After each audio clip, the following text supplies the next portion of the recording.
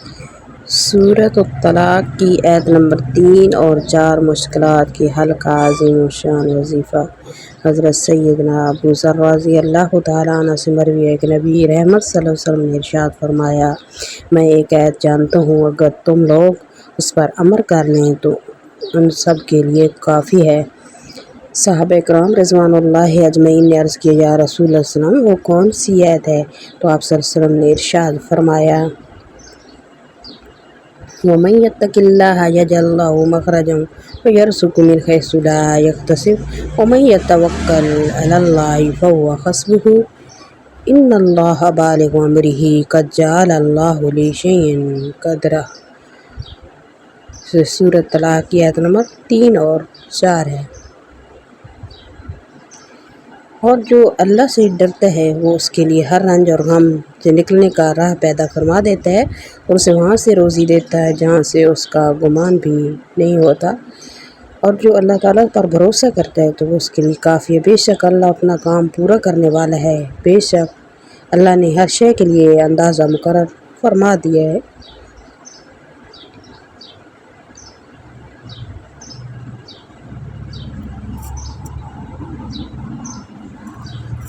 ہر شے کے لیے اندازہ مقرر کر رکھا ہے۔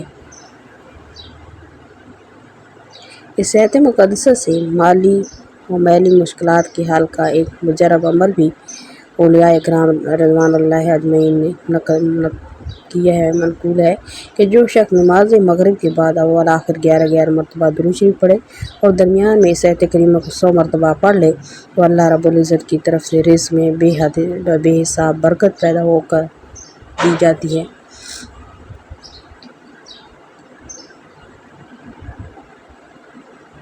جلیل القدر محدث ابن مبارک کی کتاب زید الرقائق میں اس آیت کریمہ کی برکت کا ایک واقعہ موجود ہے۔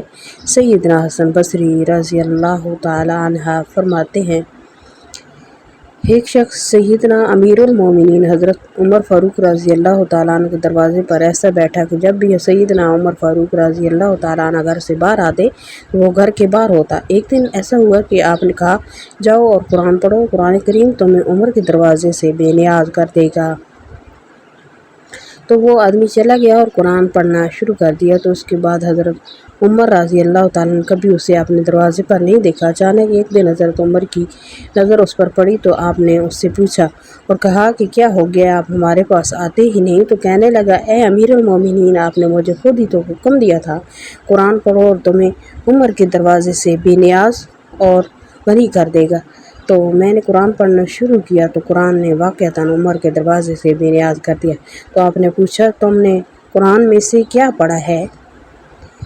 تو اس نے یہی آیات پڑھ کر سنا دی، یعنی وَمَن يَتَّقِ اللَّهَ يَجْعَل لَّهُ مَخْرَجًا وَيَرْزُقْهُ مِنْ حَيْثُ لَا يَحْتَسِبُ وَمَن يَتَوَكَّلْ عَلَى اللَّهِ فَهُوَ حَسْبُهُ إِنَّ اللَّهَ بَالِغُ أَمْرِهِ قَدْ جَعَلَ اللَّهُ لِكُلِّ شَيْءٍ قَدْرًا۔